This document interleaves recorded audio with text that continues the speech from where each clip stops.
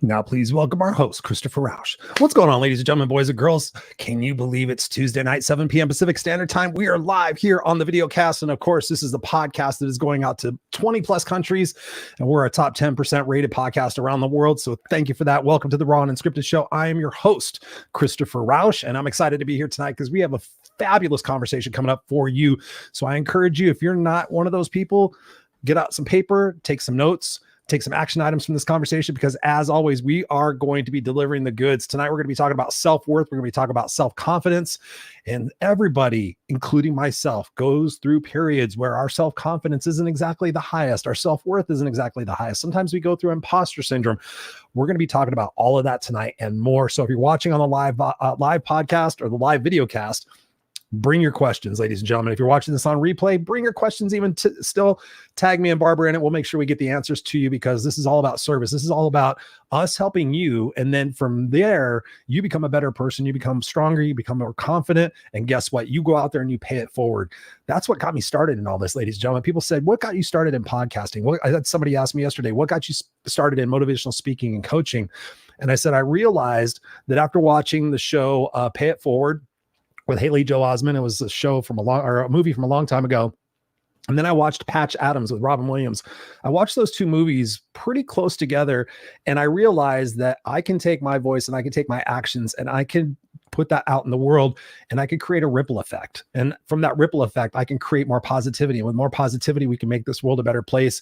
And that comes back on me. And that comes back in the form of karma. That comes back in the form of creating a better world for our kids and our kids' kids. We don't need any more divisiveness. We don't need any more name calling. We don't need any more, if you don't believe in this president, then you're an asshole. We don't need any more of that shit. We need people to bond together. We need you guys to use your natural gifts. Go out there and make this world a better place. Show humanity that there is a lot of love and there's support and there's inclusiveness out there. If you're a dick and you're watching this or listening to this, stop being a dick. All right. That's the No Excuses Coach talking to you right now, because ladies and gentlemen, boys and girls, we all have a responsibility to level up. We all have a responsibility that every single day you invest 1% growth every single day, compounded daily. Guess what? Think about how your life could be different in 6 months to a year. It's not going to happen overnight. It's not going to be Amazon where you get it next day delivery. It's not going to be microwave where you can sit there and press a button and all of a sudden it's cooked. You're going to have to do the work, ladies and gentlemen. And this is show number 263. We've been doing this show for 5 years. I can't even believe it. I started it in January of 2019. We have a ton of shows. So if you're interested at all, make sure you go to rawandunscripted.com, rawandunscripted.com. You guys go there and guess what? You will find an opportunity to hear all sorts of amazing guests that have been on the show, talking about all forms of personal development, personal growth, business growth, opportunities for you. Think about this. Every show you take 3 action items. That's 263 shows times 3. How much is that? It's like 800 tips. If you take those and you apply those, you don't even need to get a coach. But ladies and gentlemen, if you need a coach, I encourage you to check in with me, because I have an amazing group accountability coaching program that will set you on fire. We meet twice a month on Zoom. If you go for the premium package, you get an hour with me. You get an accountability partner. You get all sorts of things. You get a private Facebook group page. You get support and you get accountability. And it's a pretty amazing. So if you're interested and you're listening to this and you're watching this, DM me and I will give you a coaching session free to talk about where it is that you are and what it is that you want to accomplish. My next order of business before I bring my amazing guests on is I've been talking about this book since last year. My book, my memoir, It's Just You and Me, Kid. It's Just You and Me, Kid.com. Check it out, ladies and gentlemen. It's on the screen. It's Just You and Me, Kid.com. I am happy to say, I'm unhappy to say that I did not meet my pledge and my promise to get it out last year, but I got to a point where I realized it was not ready. God Source Universe was telling me, Chris, it's not ready. So as a matter of fact, I made an email today and I got in touch with an editor.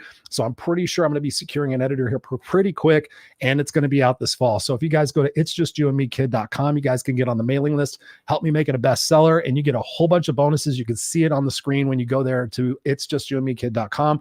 It's my memoir about my life, about being a homeless 17-year-old, a almost 13-year-old dropout, 7th grade dropout, who lived in the back of a station wagon with 18 cats and 4 dogs. I went through a lot of stuff in my life. There's a lot of stories in there.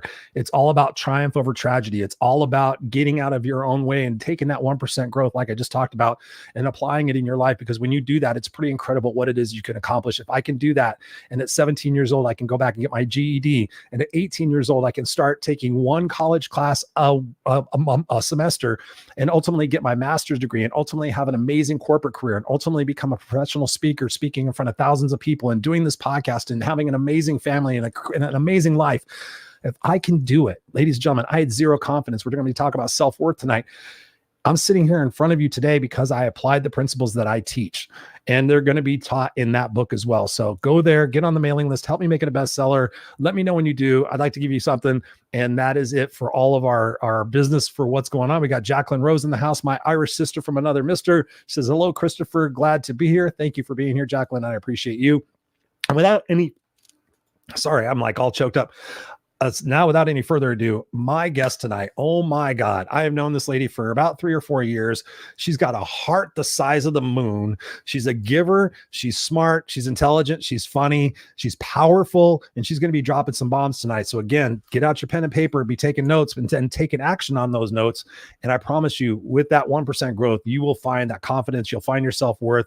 You're going to have plenty of strategies in this conversation tonight. So please help me welcome to the Raw and Unscripted show, my dear friend, the queen of all queens, Miss Barbara J. Beckley. What's going on, Miss Barbara J? You gotta speak up. I can't hear you. I hate that mute button.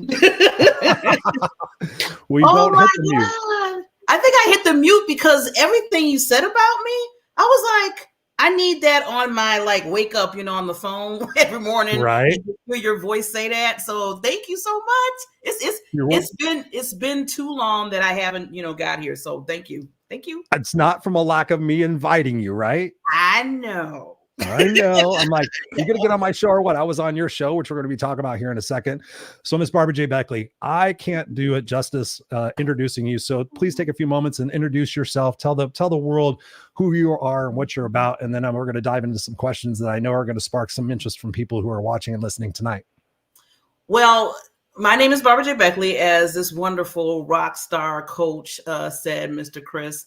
I have to start off way back when I was 3 years old. I'm just kidding. But it does start there. It starts around 7 or 8.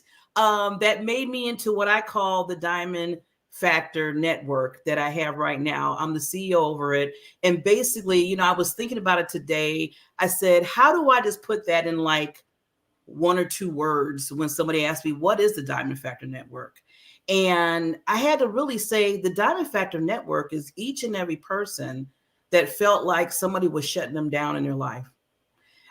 Because that's what happened to me many, many, many times. As what Christopher said, we have all these stories.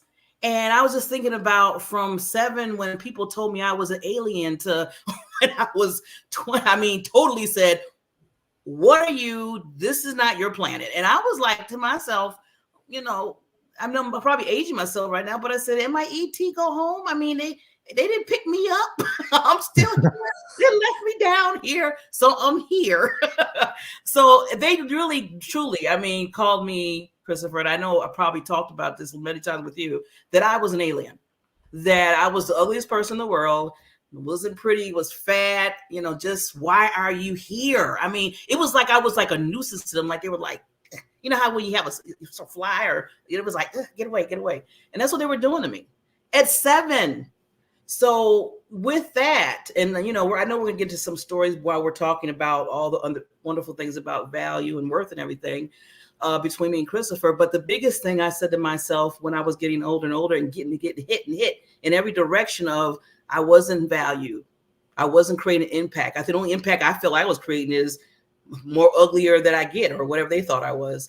And then my passion and purpose was down the hill. So I told myself, once I got out of that, I had to get myself out of different ways, that I wanted to create something that people knew that they are shining like a diamond, that they are worthy to be here, that they were put on this earth for a purpose. I don't care if it was opening doors for women or men or whatever. You were here, put down here for a purpose, period.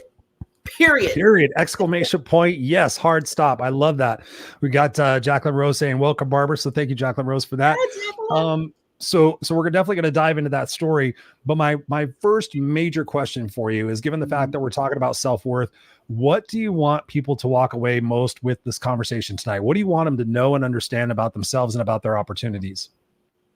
You know, the biggest thing I really want them to walk away with is, no matter what anyone says, and the biggest thing is anyone says is what you say to yourself, because that's the loudest voice most of the time than every other people running around you, that you are worthy to be here. Like I just said, on this earth, I want you to understand, and not just me saying it, not just Christopher saying it, but you say it to yourself, that you are worthy because you're here. You're not dead. I always tell people, as long as you're not dead, you can just, make anything that you want to do in this world. So long as you're breathing, you're worthy. I love it. So when did you realize your worth? I mean, given what you just said, talked about being told you're ugly and you're an alien, you're 7 years old, your self-worth, everything's in the trash can. When did you start realizing your own self-worth? Christopher, when you said the alien, before I used to cry so hard when I was younger about that. And now every time I hear it now, I just laugh. I just laugh because I came so far from there. And I found out, because there was 3, I call them angels in my life. So I had one angel, and that was my teacher when I was dealing with the children. I mean, and this was in every classroom. How sometimes you go in one classroom, everybody hates you. Then you go to another one, maybe you got some friends here and there. No, this was every classroom I was going to. I was getting hit. So there wasn't no like, okay, do I have a break? Can you give me like a hour break or recess? So we go to recess. Can I get a recess break? But no, there wasn't no breaks there. But the big break was my teacher. That was in my art class, because I love doing art. And I loved her because she had these glasses just like me, but she had them like down like this, and she'd be looking at everybody. And she knew, Christopher, that, I was going through a lot. I mean, she was really paying attention, thanks to the teachers out there that pay attention to, the students, because you never know what they're getting bullied. You never know. And when you got those teachers that are really sensitive to that, they're saving lives for those children. So I just want to put that out there real quick. Amen.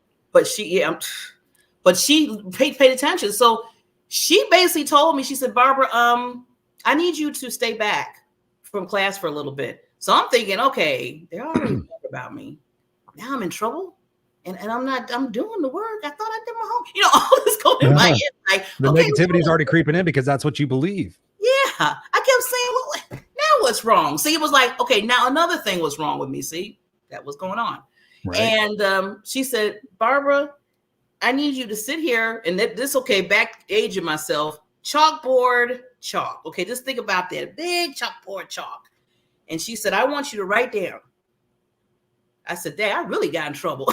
I want you to write down 100 times, I will not be bad anymore. I know. I will not do this. I will not do that. But no, she said, I want you to write down, I am beautiful.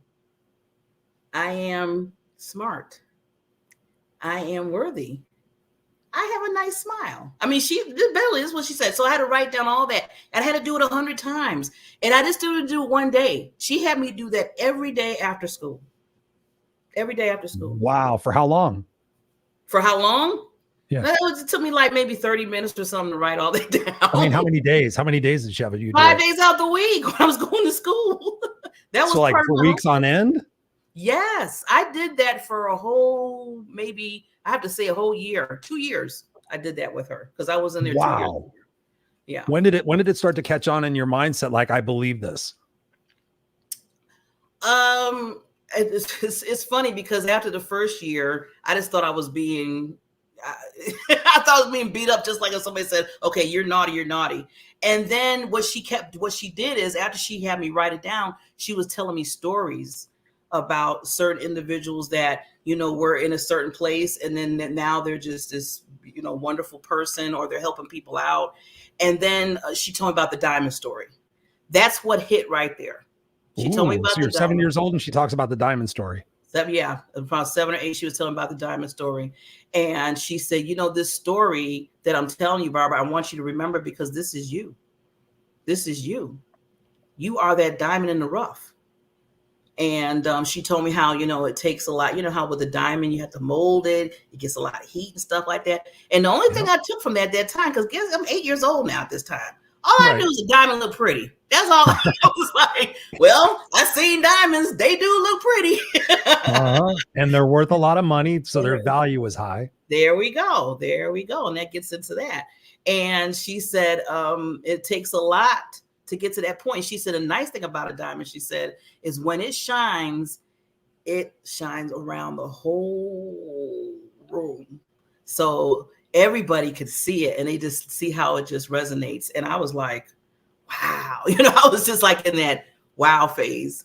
So she helped me understand about affirmations. Yeah. Now at that time, I didn't know what affirmations were because again, I was younger. But as I got older and I seen that, and how affirmations you in the morning you get up, you say, I am this, I am that, I believe this, I believe this. You look in the mirror, whatever you're doing, you got them pasted all over your kitchen, you got to paste all over your bathroom, whatever you do. But they were affirmations she was teaching me. So if you were to teach the people that are watching and listening tonight about affirmations, what would you tell them to get started? Well, first of all, I would want them to get all the gook out first. Okay. Because how do we get the gook out? With the teacher, when just going back, and it's funny, these lessons learned from her. I know, well, she got to rest her soul now, but this wonderful lessons I learned from her. When she first started me writing on the chalkboard, she first wanted me to cry it out. She wanted me to get my feelings out because I was the type of person I would hold in. And then maybe all of a sudden, wherever, poop, it just explodes somewhere where it's supposed to explode. Or I would just keep it in and then get sick. And then all of a sudden, physically, I was getting sick because I was holding stuff in. Yep. She said, I need you to get that out, Barbara. I need you, if you have to scream, if you have to cry on my shoulder. And then she looked at me and she gave me this big hug.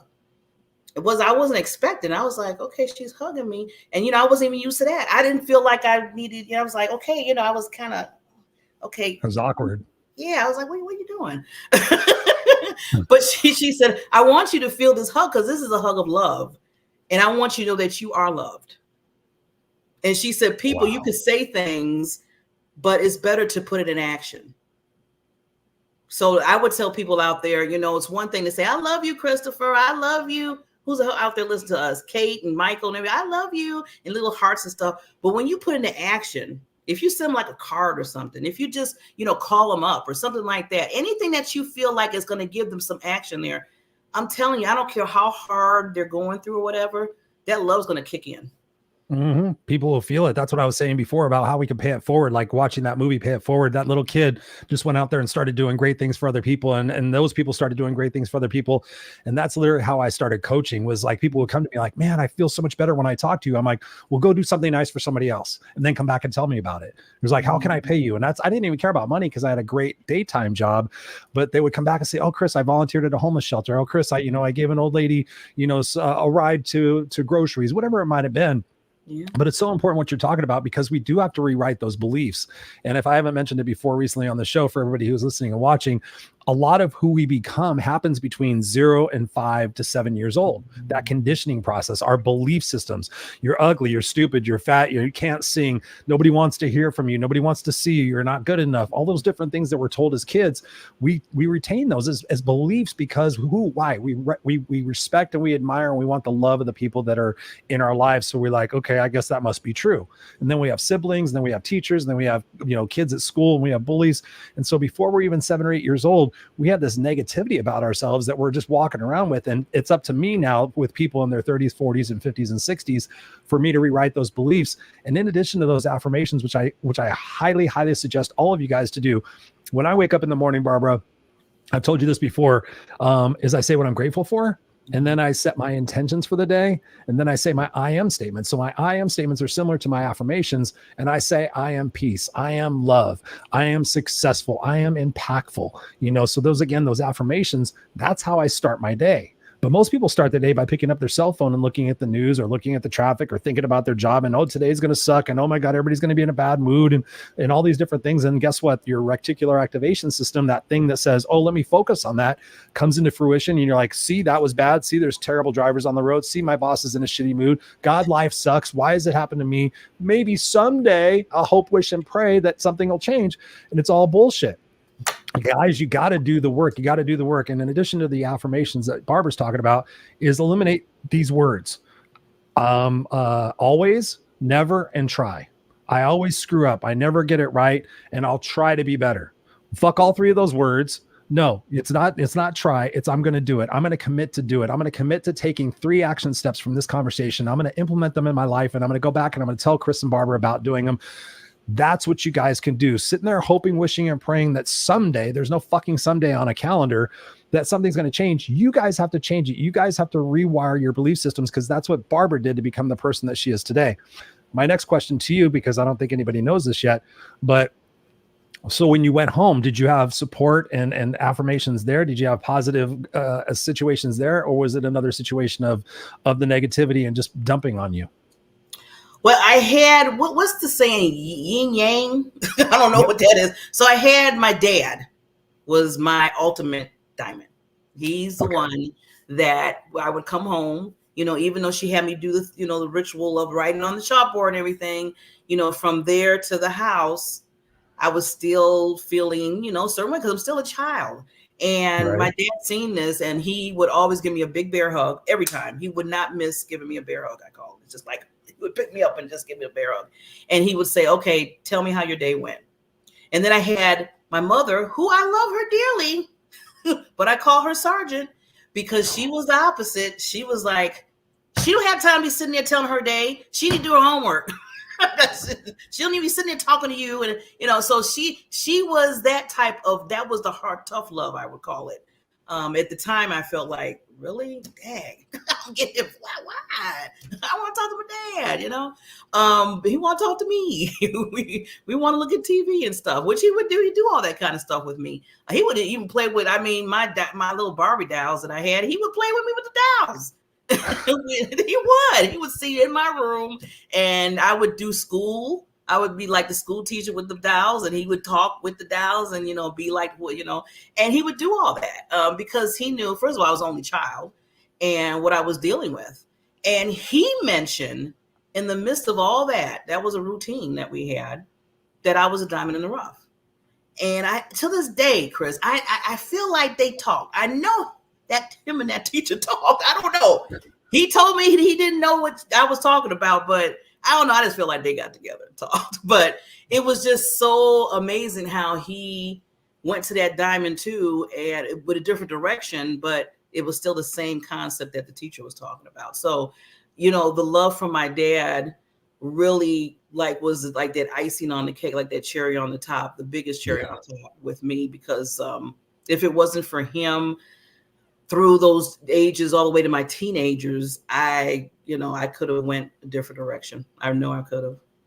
Oh, without a doubt. I mean, it's only a few degrees of separation between success and failure. And it's all about that mindset. You had that mindset. You had the people that were pouring into you saying, hey, listen, Barbara, you are worth more than this. You don't need to listen to all those kids. Those kids are saying hurtful things. And I think there was a comment. I want to grab some of these comments because welcome, everybody. We got some people here in the house. So I want to make sure I grab these comments. Kat East is in the house. What's up, Kat? She says, amen. So she's saying amen to that. We got Chris Kaysen in the house. What's up, Chris? Good to see you, brother. He says that they are worthy of big bean and cheese burrito while watching this. I'm not sure. I must have missed that part. We got Nellie in the house with Hooked on Humanity. And by the way, we are, Barbara and I are part of Help Heal Humanity. So thank you for being here. Appreciate that. Jacqueline Rose says it right here. This is what I was looking for. Hurt people hurt other people to feel good about themselves, and they hate themselves. Yeah, chances are. I mean, that's the whole thing. So when I look at people who are being negative and hurtful, I sit there and I look at them as little boys and little girls, and I wonder what type of childhood they have. And I sit there and I speak to them in that way. Like, tell me about your childhood. Tell me about some of your growing up experiences. What was that like?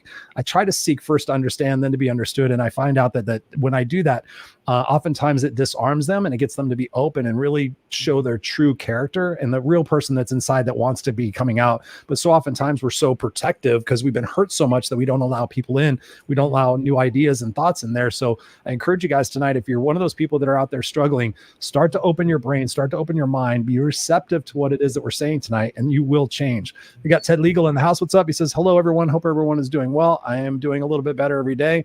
Ted's had some challenges recently, so we wish him all the best. Thank you, brother, for being here. Kat says also that it's extraordinary. I've happened to know Kat since she was 9 years old. So thank you for being here, sister. Yeah, I've known her since she was 9. I'm pretty sure it's the same Kat. It's Catherine, right? Catherine Youngblood, or used to be Catherine Youngblood. Sorry, that's another one. That's another story. Michael Baker's in the house. He says through repetition comes insight and awareness. 100%. We got Nancy Nance in the house. Nancy knows us. She says, hey, Queen, what's up? Yes, we got to get you back in the group coaching program. Michael Baker says, kindness is cool smiles. Kindness is cool smiles are free and you matter to me.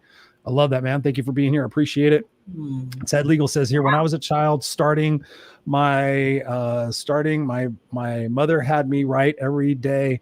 Everyone is disabled. They just don't realize it. There is no such thing as normal. You are needed. Figure it out how your disadvantages are actually advantages, and you can help others. You will be able to help others do the same. You are a gift to others. Yes, 100%, Ted. Thank you for being there. I love that. That's huge. Nancy says eliminate but to and replace it with and. Yes, the but is no but. No, we sit there and say and. We got Robert Broker in the house. What's up, brother? You good to be here. Ted says here, she had me do this for 14 years, which is when I was able as a disabled adult to live on my own, even with my own disadvantages. Hell yeah, man. Kick-ass unstoppable. That's what's happening right there. Jacqueline Rose says, I accept myself. I accept my flaws in all, and I'm not perfect. No one is, but I strive every day to make my life worthwhile and help other people when I can. Yes. And that's what it's all about. That's what we're talking about here, big time. And Nancy says the same thing. She goes, help someone laugh and you change the vibration of the world. God's honest truth. Nancy was sending me Instagram funny videos just before I was doing the show. I was in my other room meditating and thinking about the show and getting myself right in the spot. And I'm hearing through my earbuds, Nancy has sent you the exponential joy, has sent you this thing and the laughing emoji and da-da-da-da. And I'm sitting there laughing. I'm like, oh my God, I'm trying to meditate. But she's sitting here sending me all this funny shit. So thank you, Nancy, for that, because laughter is badly needed in this world. Michael Baker says, so many judge the behaviors of others to justify their own behaviors.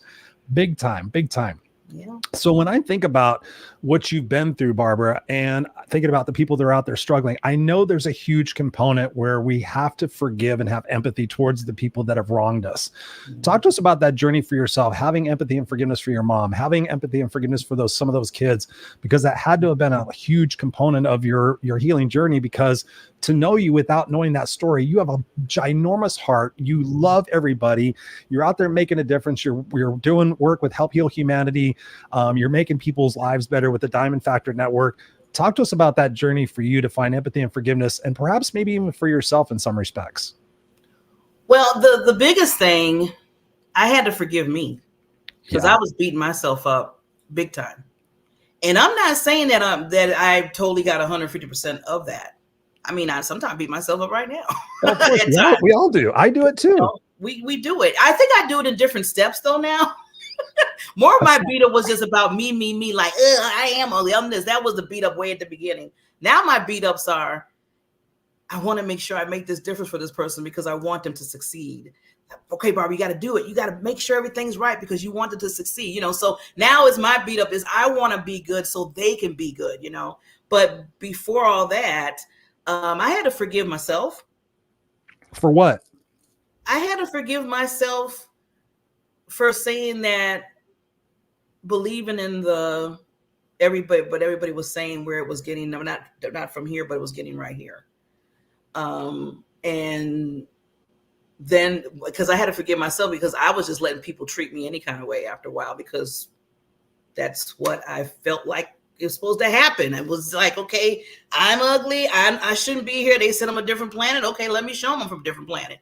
I don't care. I don't care about myself. So I, went through that cycle of, and like you said, Chris, between those ages is really, really important to give that love and to make sure the children understand how much they are worthy and valued. Because if it wasn't for that teacher, I'd probably been all the way broken, all the way. I probably wouldn't even be on. I know I wouldn't even be on this show. I probably wouldn't even be alive, to be honest with you, because I probably would have did something to myself, which I was going to at the age of 17. And that's a whole nother story. But that's where my third angel comes in at too. So 3 angels. So I had to forgive myself daily. And I'm saying daily because no, you know what? I'm not going to say daily. I'm going to say seconds. Forgive yourself second, because those thoughts, I don't know what it is, Christopher. I don't know if you know, everybody else knows that. They said, all negatives, like they said, there's so many negative thoughts that come into your mind in a day. Oh, yeah. In a day, they said. And it's more. And it's weird how we could take the negative thought first before we tell ourselves that we are worthy. And that's sad. We can believe all the negative, but then it's so hard for us to say, well, I am smart. And then after you say it, then you got to believe it. But you believe the hard things quick. You believe it real hard. Oh, Barbara, you don't know anything. See, the Chris said, you don't know nothing, Barbara. So you believe it real quickly. Why is that? But then when somebody says, you are smart, you're intelligent. I don't know. It's just like, it's just so hard. Like that hug that I was trying to get. Yeah. So then I had to forgive myself. Like I said, every second of the day. Then I had to forgive the children that was, really taunting me. And when I was getting older, I was understanding, because I was meeting people how, like you said, Christopher, their lives and hearing their stories. And I was like, ooh, man, I was going through something they went through. I mean, molestation and all this stuff. And just horrifying stories of their lives. And I had to come to say, you know what, they didn't know better. And it wasn't just the children that was just taunting me, but there was the followers with them. So now when I tell people, I said, when you have bullies, you might have 1 or 2 or 3, but then you feel like you got 15 or 200 of them, but those are just the followers of those bullies, because they don't know what else to say. They're like, okay, I'm just following what they're saying. They probably don't even understand why they're even saying how much they hate me, or they dislike me, or they thought I was an alien. They were just following the main bullies. So I had to forgive them, because they really wasn't understanding what they were doing to a certain extent, because they were just following the leader. It's true. It's true. I mean, it's all about that dogpiling kind of stuff situation. I mean, I was bullied on my block. I was bullied at school. And then my own mom would kick the shit out of me also. And so literally people sit there and say, well, Chris, you have so much confidence, you have so much excitement, and you're so positive and everything else. I'm like, you should have seen me at 16 years old. The fact that I tried to kill myself twice. Unfortunately, I sucked at it, that I was on drugs and alcohol and I was fighting. And it finally took effect that somebody put a gun to my head and I told them to pull the fucking trigger. That I went from that person to being the person that I am today. It's because I got around the right people. I let the people go that were no longer serving me, that were not pouring into my cup. And it was funny because when I started changing my life, when I went back and I got my GED at 18 years old, when I started going to college, all my friends, all my homies, all my bros were like, what are you doing, Mr. Goody Two Shoes? You're going to go to school and get your diploma. You're going to be all smart now. And I just had to look at them all and go, fuck all you guys. Guess what? The guy that's giving me advice has furniture in his house that he doesn't sit on. He drives a fucking car that has air conditioning and a phone. Might I take his advice instead of your fucked up advice because you're living in a house with 5 other guys eating ketchup sandwiches? Ladies and gentlemen, you have to consider the source of the people that are putting words into your brain, whether it's when you're 5 years old or whether it's now when you're 35 years old. You have to surround yourself with the right people. I tell people all this time, and I think you did the exercise as well, the tolerations. What are you tolerating from yourself? What are you tolerating from other people? If you're tolerating a bunch of stuff from other people that are trying to drag you down, remember the phrase, misery loves company. They want you to stay down because if you start to rise, then it reminds them of what they're not doing. And you got to surround yourself with the right people. When I looked at the 5 people I was around the most, and I realized they were dirt poor, they were scraping shit together, they were trying to survive until Saturday, and I started surrounding myself with the people who were going to school and all the people that were asking me, hey, Chris, have you thought about going to college? And then that's how I went from that first class. I went to college, and the first class they gave me was interpersonal communication. And I thought, holy shit, they think I'm so stupid I don't know how to fucking talk. And I realized that was probably one of the greatest classes that I could take because it taught me how to listen. It taught me how to understand. It taught me how to shut up and understand where other people are coming from. And then when I started surrounding myself with those people, they're like, hey, Chris, go after your associate's degree. Hey, Chris, go for your bachelor's degree. Hey, Chris, go for your master's degree. And I ultimately became the first person in my entire organization to have a master's degree. And I still retain the kick-ass rock and roll star that I am to this day because I got around the right people. Ladies and gentlemen, if you are around the wrong people, your life will not change. The 5 people you're around the most is an indication of where it is that you're going. And because I surrounded myself with the guy who told me, Christopher, you're only limited by the parameters of your own mind, I sat there and I realized, well, wow, if I think I'm stupid, if I think I don't deserve things, guess what? I'm going to get more of that. But this guy seems to be smart. So I'm going to start listening to him. I'm going to go to take that college class. I'm going to go get my master's degree. I'm going to go be successful in corporate because I took that imperfect action. And that's the thing I want to share with you guys, because that's what Barbara's saying. We take imperfect action. We sit there and we grow for it. We sit there and realize that our big why in this world is not to stay stuck where we were mentally, physically, or spiritually. It's to take that 1% action every single day to become the people that we're supposed to become. Now, I want to touch on something that you said just a moment ago. You talked about your third angel. What was it that your third angel did for you that helped you still become the person that you are today? Because people are enjoying this conversation right now, and I want to keep giving that gift of what it is that got you out of that place that was not serving you. Yeah. So the third angel, whew. So like I said, the age 17, I did mention that I was thinking about committing suicide. I was 17 too.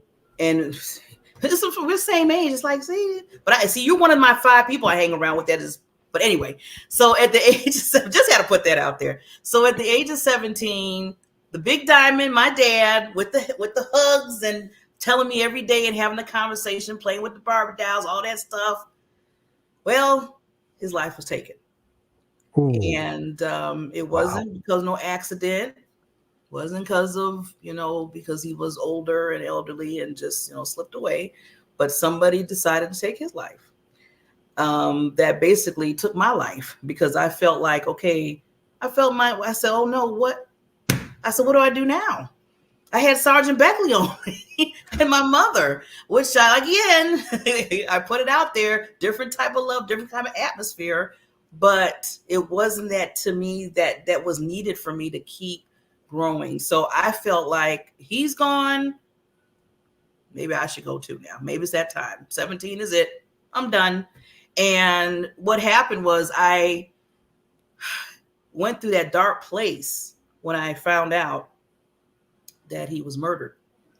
And it just shook me to the core. And this was a person, Christopher, you're always telling me, I'm like, I'm so giving and happy. This man, I mean, he just wanted the whole world to be like Disneyland. He just wanted everybody just to love each other. And no matter what creed, color you were, he's just wanted people just to love on each other. And for him to get taken away like that, I was like, I felt like the world's supposed to stop. I'm like, okay, why are we still doing stuff? And this man just passed away in a horrible way. So I lost it. I completely lost it. 17, I tore up my room, threw stuff. I don't know. I mean, I looked around, my bed was like turned over and I'm like, dang, I became the Hulk that quick. But it was, I turned over things, tables. Funny, not funny. It was, but at the time it wasn't. But now that I think about it, I was like, because I'm still picturing that whole room like somebody just came in and just totally, my mother got scared and she basically called 911. The paramedics came. I closed the door, shut the door so hard before I started tearing up stuff that they couldn't even open the door to get to me. They had to basically get, I don't know what they have, those things to break down the door, but they had to break it down. I was in the middle of the room, just looking up at the skylight. And they said, okay, we need to take her because we don't know what's going on with her right now. So they took me to a 40-hour suicide, watch at the hospital. I had to stay there. They gave me some sedatives to calm me down finally. And I was just in there, Christopher. I said, okay, y'all, I'm glad you took me wherever, but I'm still going to do this. Still was just going to take my life. So all the affirmations, everything else, all those years and stuff seemed like it just went to the side after my father left. Cause I was like, I'm done. To me, he was my world. He was my world. And a nurse came in to take my vital signs, cause they want to make sure blood, all that kind of stuff going on. She came in, she's like, okay, Barbara, you know, you got to take these sedatives, you know, are you okay? And I was like, yeah, I'm fine.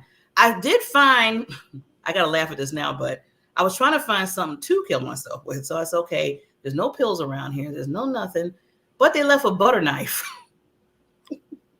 They left a butter knife in your hospital room? They left a butter knife. It was in the drawer, and I found the butter knife. Jesus Christ, that's a fucked up suicide prevention place.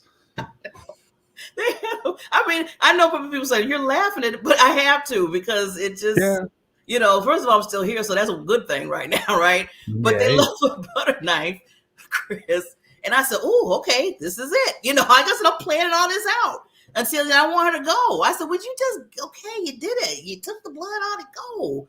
You know, this is in my mind. I just want to do this, and she's about to hit the door to go out, and she turns around. And I got more upset because I'm like, okay, did she? Will you get the fuck out of here? I want to kill myself. I'm like, what you? And that's sad to say this, but that's what was going on in my mind at the time. That's I was when they say you're focused, I was focused on that. So she turns around and she tells me, she's like, I don't know where this is coming from. She was just like, you know, just down to earth like a talk. She said, but whatever you're thinking about, the person that passed away wouldn't want you to do this because she said, I don't know where this is coming from, but you're like a diamond in the rough or something. And they wouldn't want you to. Whoa, I got chills.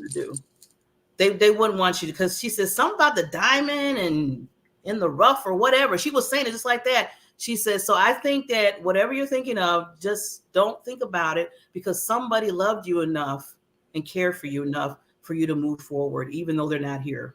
And she walked out the room. Chris, that was a third angel because I just felt like just the, you know, I don't know, you know, Moses, how they parted the Red Sea. Right. I felt like the Red Sea was parted in my life and just the heavens came down and just said to me, okay, whatever you were thinking of, that did it right there. I mean, that started my path right there.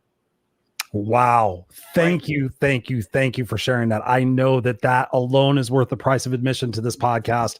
That's going to change people's lives because that definitely was a message. As you were telling me, I got goosebumps because I was sitting there thinking like the diamond, everything has been the diamond. And that's why you created the Diamond Factor Diamond Factor Network, right? Yep. Make sure I get it. My brain is still thinking about the story because I'm just like blown away that she just stopped and got this message because I went through something not quite very similar at all, but the point of the story is similar. When my, lack of a better term, my little sister, my ex-wife's sister, who I called my little sister, even though we got divorced, when she died, I'm not a religious person, but I'm a spiritual person. But I was mad at God. I'm like, seriously, God, how in the fuck did you take a 33-year-old woman who has a 3-year-old son who found her dead? My ex-wife found her. They were best friends. I mean, there was just so much stuff. And I was mad at God. I'm like, why? She's a beautiful soul. She had a baby. She's doing all these things. How could you take her? And I was driving home from the funeral. I gave the eulogy at the funeral, and I was driving home and I was mad and I was going to go home and drink and smoke and be pissed off at God and the world. And God's honest truth, I looked over at my passenger seat. I get chills again. I get chills easy, but it's impactful. I look over at my passenger seat. There's nobody there, but I thought to myself, if Tiffany were sitting right there, what would she say? Would she say, yeah, Chris, go home and get drunk and be all pissed off. Yeah, Chris, go be mad at God. It's not God's fault. It was my time to go. I needed to become a guardian angel on the other side. Why don't you go home and call somebody and tell them that you love them? Why don't you go home and write a poem? Why don't you not go home and get drunk and do something productive? Why don't you honor my legacy? Even though I'm gone physically, I'm still here spiritually, and I'm here right with you, and I'm watching what you're doing. And so because of what I teach, and you know that I teach this, when you have a big enough why, you have a big enough how.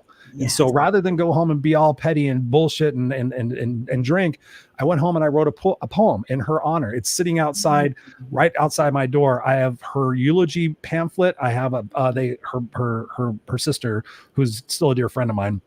She gave me a Bon Jovi CD. She goes, I want you to have Tiffany's Bon Jovi CD. And then she gave me a musical note pen because Tiffany and I always talked about music. So sitting out there, I have this like mantle of people who've passed, and my cats have passed, and my dog, all their ashes. And it's like in memoriam. My wife's father's candle from his funeral is up there. So it's like when we walk upstairs, we're reminded that there's beautiful people all around us. They may not be here physically, cats, dogs, people, but they're here with us and they love us and they want to see us succeed. They want to see us thrive. They want to see us live in their honor. So everybody who's out there listening to this and watching this, think about somebody who's passed that you're upset about and do something in their honor every single day. Live in their spirit, be giving, be loving, be supportive, listen, right? I want to grab some of these comments because somebody said something very important. But thank you for sharing that because I know that was huge. Let's see. I want to grab this. Valerie said, this is a great talk. So thank you, Valerie, for being here. I didn't get a chance to acknowledge you. So thank you for being here. I appreciate that. Nelly says here, Hooked on Humanity says let me see if I can see this. Oh, hang on. I want to make sure I get that word right. Oh, see, now you got the class. What the hell word is that? ABY? I don't know. Change forward improvement begins with us. Forgiving yourself leads to the ability to forgive others. 100%. I mean, you got to have an open heart. Jacqueline says here, Barbara, if you were ever disrespected, forgive yourself for tolerating the disrespect as long as you did. And she did. She changed it. Michael Baker says here, he says, always seek to understand, as forgiveness comes with understanding we are all human. 100%. It's probably one of the best pieces of advice I could give people is to seek first to understand, then to be understood. Stephen Covey told me that. And I love this analogy. Nancy says here, crabs in a bucket. Crabs in a bucket, ladies and gentlemen. Crabs don't sit there and push everybody up to get out of the bucket. The crabs pull the other crabs down. And that's the same thing that happens to humanity. So thank you for that visual, Nancy. I appreciate that. Michael Baker says here as well, he goes, bad character corrupts good morals. 100%. I appreciate that. Nancy says, Dan Gilman, check this out. 100%. Dan, check this out. Nelly says, so crazy that you were mentioned that, Chris. I've been playing with the idea of taking a communication class to learn how to become a better communicator. I got my master's degree. I went to school for 12 years from my associates to my master's. It took me 12 years. And that first class, that interpersonal communication class, taught me to listen, taught me to paraphrase, taught me to really understand rather than just simply hearing what people were saying and then coming up with my own ideas or interrupting people and making my own points. I would just shut up and listen. And I would have to paraphrase back to those people. And that was invaluable. So yes, take communications classes. I highly, highly recommend it. I've taken many, many, many communication seminars and all sorts of things to help me be the communicator that I am today. Chris Kaysen says here, I was around 16 when my mother passed, post polio and scoliosis. Oh man, sounds like an amazing. Robert says, I am finding, puts a website up there, relatable. I have an admitted soft spot for Australians though. Not sure how that correlates, but thank you, Robert, for being here. Valerie says that was God. 100%. You know, that was spirit coming down and saying, hey, listen, I needed to be on the other side so I could guide you through this a little bit better than I could do it in human form. So that's what I believe personally. Nelly says here, wow, that was close. Good thing your angel was there to bring you that message. Yeah. Valerie says, you are welcome. I'm glad to be here. Sorry for the typo. Grateful you both chose life. Yes, 100%, Nancy. Holy shit, we've been talking for 47 minutes, Barb. We've been talking for 47 minutes. What a powerhouse of a conversation. So if you were to leave people, I'd like you to leave people with three pieces of advice, maybe that you haven't mentioned before. You know, we've obviously talked about forgiveness, affirmations, and things of that nature. So somebody's listening right now, they're in a down situation. What are 3 action items that they can take to be able to build their self-confidence and build their self-worth? Well, can I do real quickly another forgiveness part, and then I'll get into that. I'll make it quick. 100%. For forgiveness, the last thing, because I know you asked me a few times for forgiveness, the biggest thing I had to forgive too, not just for myself, forgive for me, but I had to forgive the person that killed my father. Whoa. That was huge. We went to court for 2 years regarding my dad. He didn't even get the time that he was supposed to get. They didn't have enough. They kept saying they didn't have enough evidence. But I had to forgive. I had to forgive him. And I learned his story of his life and what he went through. And even though he took my diamond from me, I told myself, I said, well, I got to be the bigger person here. And if I'm the type of person, this goes into leaving this last thought, I have to be a leader in myself so others can see, so they understand how to forgive. So if I don't stand up and show that in love for somebody, even though he did what he did to my dad, I have to do that because people are watching me. So I tell people are watching you every day of what you do, how you handle certain things. And if you want to be that impact of a person, then you have to really make sure that you are leading in your life. And I'm not saying this all the good things, because we're human, so we're going to make the mistakes. But after you make a mistake, you say to yourself, hey, I made a mistake, but I'm going to move forward still. I'm going to have my little pity party for maybe a minute. We have those pity parties, right? We do. Come on. I'm being real here. I do it too. But you know, after all that, because I always tell people when I'm coaching people, I said, okay, we're going to sit here. Sometimes I sit with them with their pity party. I said, I'm going to give you 5, maybe 10 minutes. Then I'll give you 10. Be nice to you today. And then after that, I said, okay, now let's work it out. Because you're that leader in your life that what you're trying to make an impact, right? You're like, yeah, I do want to make an impact, but I'm feeling, I said, but see, people need to see how you got through. So you're giving them hope.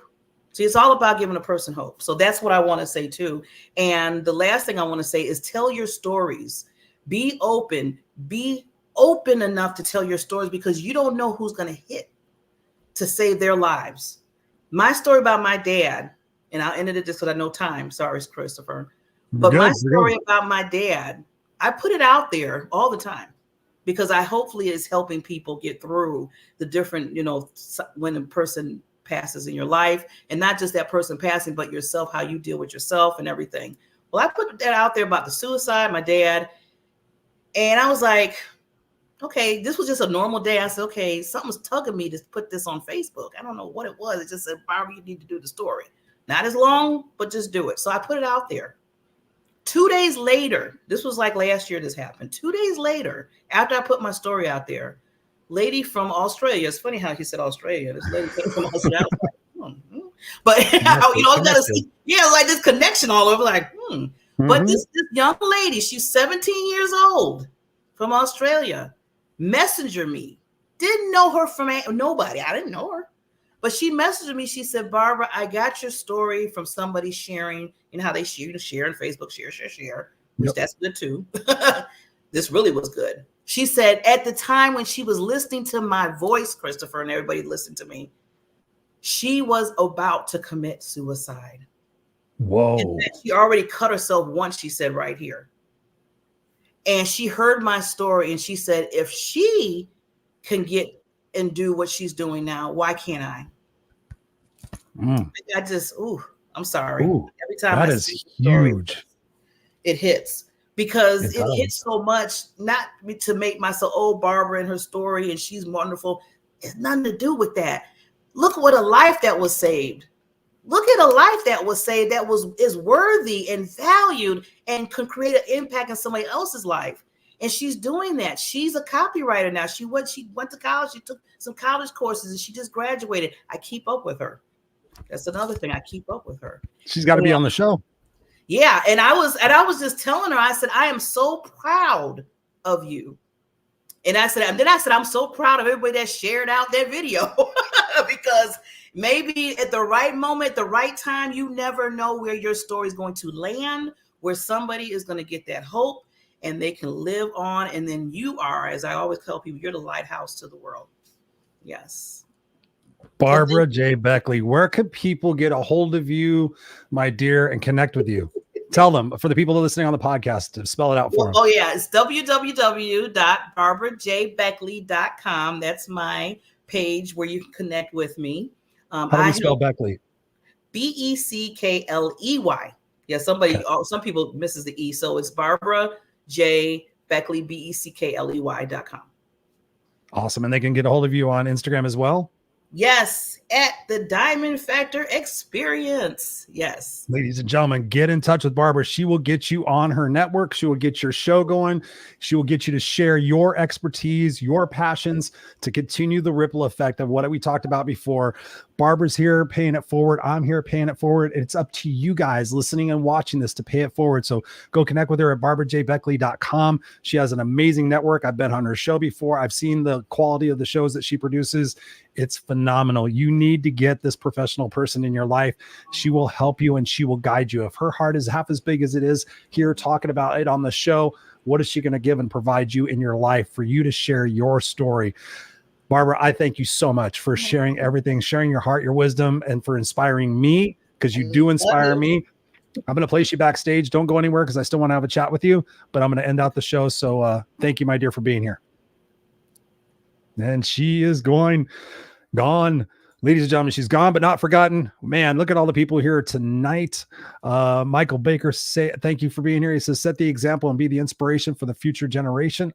1,000%. That's why I mentor at-risk kids. That's why I've dedicated my life since I was in my 30s to mentoring at-risk kids. So thank you for that. 100%. It's all about paying it forward. Nellie says here, she goes, just proof that we can help each other with our story. Another reason why people need people. And ladies and gentlemen, connect with Nellie because she's out there crocheting hats and scarves for the homeless. She's out there making a difference in the world. She was homeless at one point, and she does it and pays it forward too, because that's what humanity does. So thank you for being here, Nellie. Michael Baker says here, it's through seeking to help others that we get the help that we actually need. 100%. 100%. I became a coach because I had the opportunity to start discovering what it is that I needed to do and change. And I realized that if I could do it, other people could do it. And that's how I'm still sitting here today doing the Raw Unscripted show after 5 years. We got Angel Hewer in the house. My Angel. What's up, Angel? Thank you for being here. And you guys, make sure you go to the Raw Unscripted group in Facebook, because Angel does a tremendous job of being my co-administrator. She's posting amazing content every single day. It's a phenomenal place to be on Facebook. It's all motivational content. We help support one another. We lift each other up. So if you go into Facebook and you type Raw Unscripted group, you will find us. Join the group. It's amazing. And Angel is an integral part of that. So thank you, Angel, for being here. I appreciate you. All you beautiful people, thank you. Nancy being in here, Ted being in here, Michael Baker, Jacqueline, Chris Kaysen, Ted Legal, all you beautiful people, thank you watching live, and the people that are watching on replay and the people that are listening on the podcast. Do me a solid. Take what was shared here and share it out. Share an excerpt of it. I'm going to be sharing some short snippets of the show after this, starting tomorrow. So as you see those on social media and you find something that you like, share it out, because people need to hear Barbara's voice. People need to hear my voice. People need to hear your voice, because when you think about this, and please take this to 100% your heart, everything that's happened in your life and everything that's happening is preparing you for what's next. It is. I've seen it hundreds, if not thousands of times in my life, through coaching, through speaking, through conversations, through sharing, through blogs, through podcasts, through social media posts. Everything that is happening is preparing you for what's next. But if you stay stuck in that mindset of who you were, if you believe all the shit that people poured into your brain, you are not going to proceed. You're not going to progress. And guess what? You're going to get to the end of your life, which is going to happen sooner than you think. And you're going to have a shitload of regrets of the person that you could have become. You were sent here. You beat out all the sperm. I don't know, 600 million sperm. It's a gift to be alive, ladies and gentlemen. Yes, it goes by fast, but every single day and every single way, when you wake up, find what you're grateful for, set your intentions, say your I am statements. And then when you go to bed at night, here's the new thing to do. Find what you're grateful for that happened during the day. I'm grateful for the fact that I had this amazing show. I'm grateful for all these beautiful people that showed up. I'm grateful for the people that shared it. And then find what you're proud of. You have to take pride in your actions. So every single day, I take pride in the fact that I do this show and I had Barbara as a guest on here. I take pride on the coaching calls that I had earlier today. I take pride in the fact that I got to pick my son up and brighten his day. I'm proud of the fact that I got to make the grocery clerk at the Stater Brothers smile. I'm proud of these things. So I go to bed and that's the last thing I think about is what I'm proud of and what I'm grateful for. And I wake up and I say those damn things. In between, sure, there are moments where I'm challenged and sure, I get negative, but I am so quick to be able to sit there and say, okay, listen, Chris, did you set the intention to have a pity party right now? Did you set the intention to be negative? Did you set the intention to be jealous? Did you set the intention to say negative things about yourself? No, you didn't. You set the intention today to use your words and your actions to make this world a better place. And I say that every single day. And if I haven't done that by then, guess what? I stop what I'm doing and I make a post. I do a video. I do something to use my words and my actions to make this world a better place, because God forbid, if today is my last day on earth and this is the last thing that anybody ever sees of me, my son can go to the show and he can say, Dad was on purpose. Because, ladies and gentlemen, you have a big enough why, you have a big enough how. And the biggest thing you can do is write your eulogy and work backwards from that. So wake up every single day and say, who do I want to be remembered for? What do I want to be remembered for? And then get to work. But most importantly, you must have the right people in your life. You must have a coach. You must have an accountability partner. And I am that person because I'm showing up here in your life and I keep showing up in your life. So reach out to me. Let me know what I could do to help you. Continue watching the show, share it out, and let's together make this world a better place. We need it more than ever. There's so much stuff going on. There's so much turmoil. There's so much perceived divisiveness.